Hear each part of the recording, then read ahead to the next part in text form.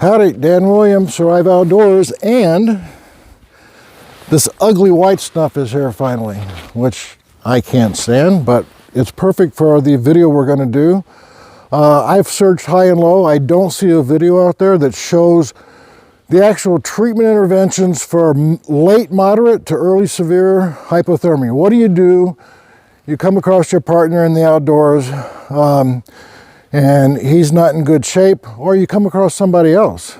So what are you going to do with your pack, and how do you warm them up? And what do you do in situations of severe hypothermia? So we're going to get after it right now. So here we go. All right, so what we have here laid out is a canvas that you can get at any hardware store. Hopefully you have some type of tarp in your pack, so you're going to want that. I have the Mystery Ranch Coulee 40-liter pack over here, and I have the DD tarp. We have 2 stoves that we're going to be putting out here to warm some water up. And this is an emergency blanket from SOL, Survive Outdoors Longer. And nope, no affiliation with them whatsoever. In fact, Survive Outdoors started about 5 years before them, and we are not affiliated. But I'm here to tell you that some of their equipment they have is top-notch. And yes, I have succumbed. I've succumbed to be an Amazon affiliate.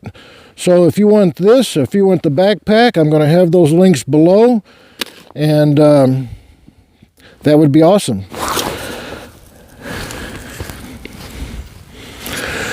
So you got to have a stove if you're going to warm your person up, or a fire. You have to have some means to heat some water.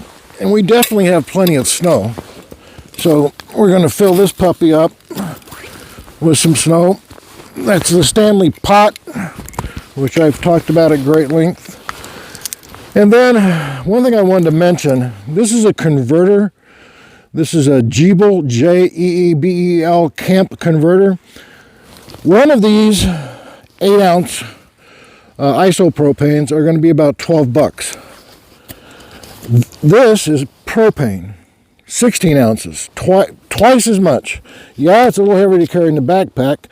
Same amount, 12 bucks. Sometimes you get them for 10. This little doodad is about 6 bucks, and it will convert your propane right to your stove. And I'm telling you, it's going to save you money in the long haul. This works on about 90% of the stoves out there. So this is the MSR wind burner, and it is an excellent stove. Now this little converter does not work on my Soto, but it works fine on the MSR.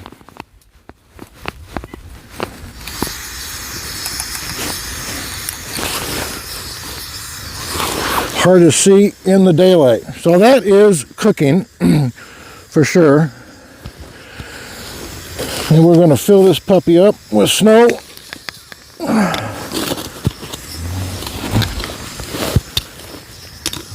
See how long it takes to melt it.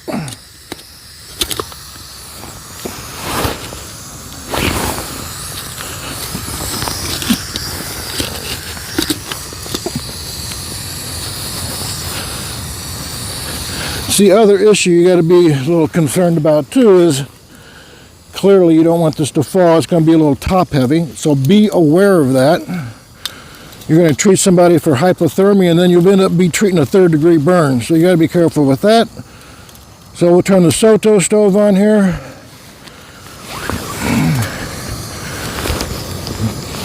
Talk about melting pretty quick.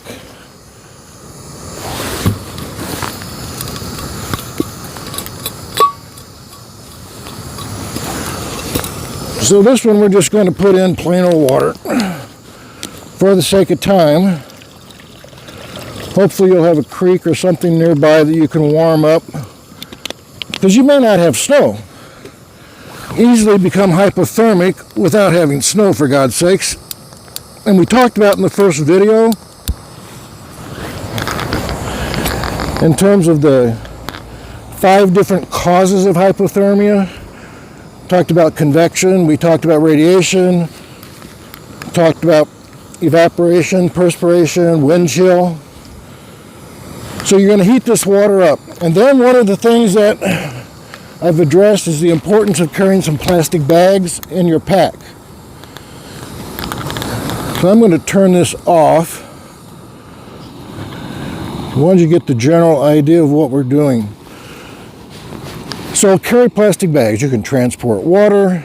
If someone has a chest wound, they fall, they have a stick poked in their chest, you can cut this out and seal it with tape. It's really awesome for that.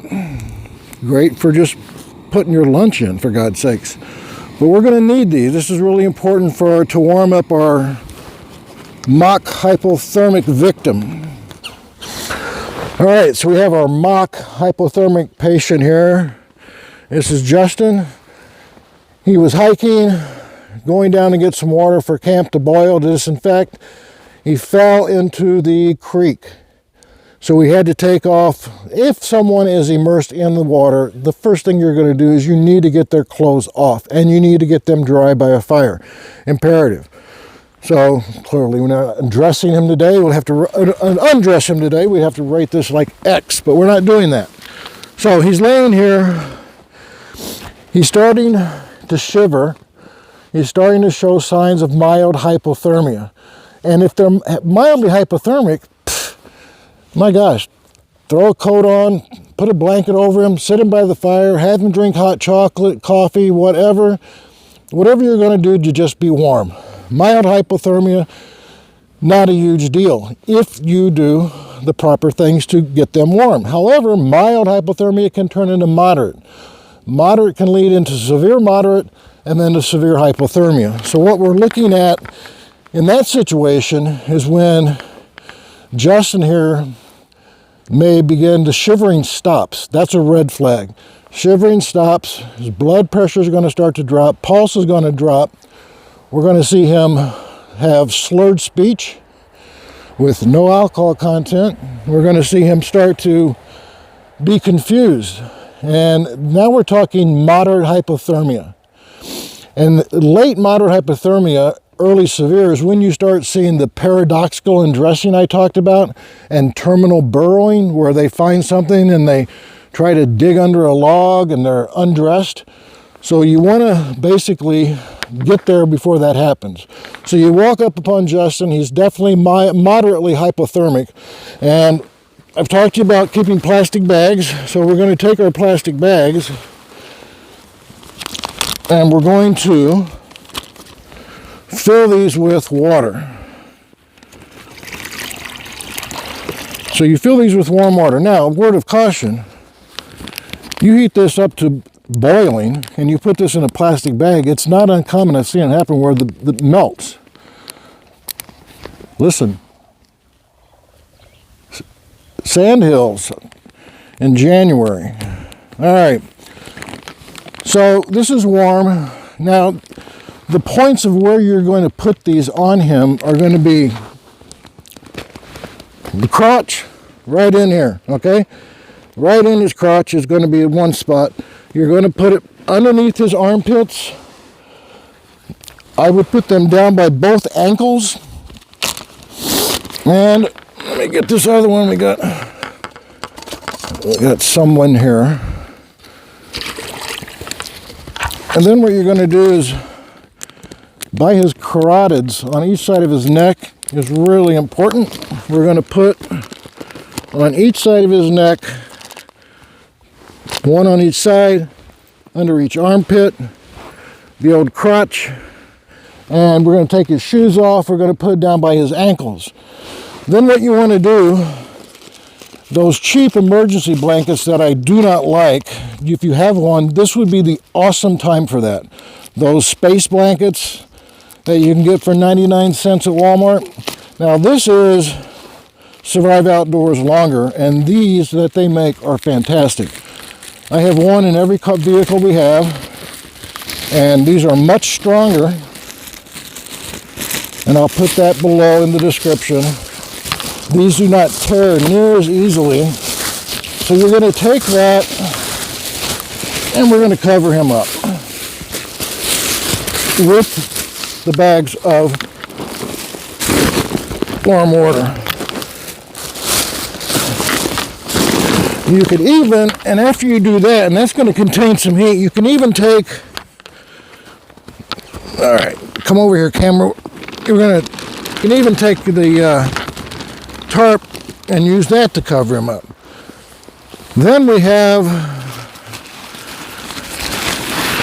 now I realize the vast majority of you guys backpacking, you're not going to have this many tarps, but for this demonstration, I have more than my share. Well, you're going to cover him up again, and this is the DD tarp. And you want to start taking vitals, at least his pulse and respiration. Document that, because as things start to get sour, you're calling for help. It's going to have a hard time transporting him. You want to know what the vitals are. Vitals are now, 15 minutes, 30 minutes, every 15 minutes. See what his pulse is, see what his respiratory rate is. You're not going to be able to take his temperature. So in moderate severe hypothermia in the emergency room, what we're going to be doing is we're running warm IV bags, D5W. We're going to be running some IVs. We're going to be having warming blankets. I've even seen at times that we basically warm them up with similar features that we're doing here, but we have more access clearly. Now, there's many ways that you can warm someone up. You can warm them up by keeping them covered, dry. The pulse spots I was telling you where you're going to put the warm bags at, and then by breathing in warm oxygen. Well, we don't have an oxygen tank out here. We're not warming up an O2 tank. So what can we do? You're going to take you a tarp, and I really don't care how, this is the T60. I don't care how you attach them. And I had a subscriber wanting me to, I haven't forgot about you. You want me to hang this up somewhere and leave it out for a week or two to see how the wind handles it? I haven't forgot. We're going to do that. Be patient. So you're going to take a tarp. We're going to cover his head. Basically, we're going to tent him right over the top of his face. All right? So you can get rocks, you can put snow on top of here. We're going to take this back like this. And I can even tie these off to the canvas. But you're going to have rocks or something here to keep this stable so it doesn't keep sliding off. You can even use stakes. You don't even need these stumps. So there's all kinds of creative ways that you're going to tent this above his head. Then when you do that, you're going to get your warm water. You're going to come down here. You're going to set this down here. And it's going to be hot. Steam's going to come up. You can even take this and bring this down over his head. It's just like a warm mist humidifier. So now he's breathing in warm air. So it's another access to get him warmed up. So you can use that and really help. Not a ton, but it helps. Every little aspect that you do is going to help. So if you have this big piece, this pie of how to re-warm someone up, 60%, keep them covered, keep them dry. 20% going to be the bags at their pulse points. 5% is going to be some warm mist. That's going to help. So it always comes, there's always the question of, in severe hypothermia,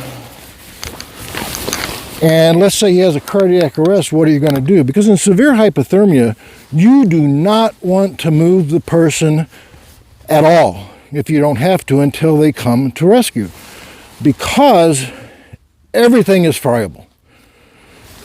Very, very, very common for them to go into what's called VFib. The heart just constantly flutters like this with any kind of jostling. So what happens if the victim, the hypothermic victim, what happens if he has a cardiac arrest? Do you start CPR? The research on that is real mixed. They have brought, I think the coldest they've brought someone back, according to CDC, is something like 48 degrees Fahrenheit internal temperature, and they brought them back. If someone has a cardiac arrest witnessed in the hospital with all of the equipment, the defibrillator, the epi, the meds, everything, the chance of bringing that person back is about 20%. 1 in about 4. That's it. Now you're out in the woods and you're in the outdoors. Person has a cardiac arrest and they're in severe hypothermic state. You know, you can't detect a pulse. What are you going to do? Again, the research is mixed. If it was me, someone I know, I'm trying CPR. It also depends on many variables. How quick can you get someone there? What's the quickest way to get them out? So you have to weigh all of those situations. The other thing is when someone gets into severe hypothermia, you have to assess whether they have a pulse.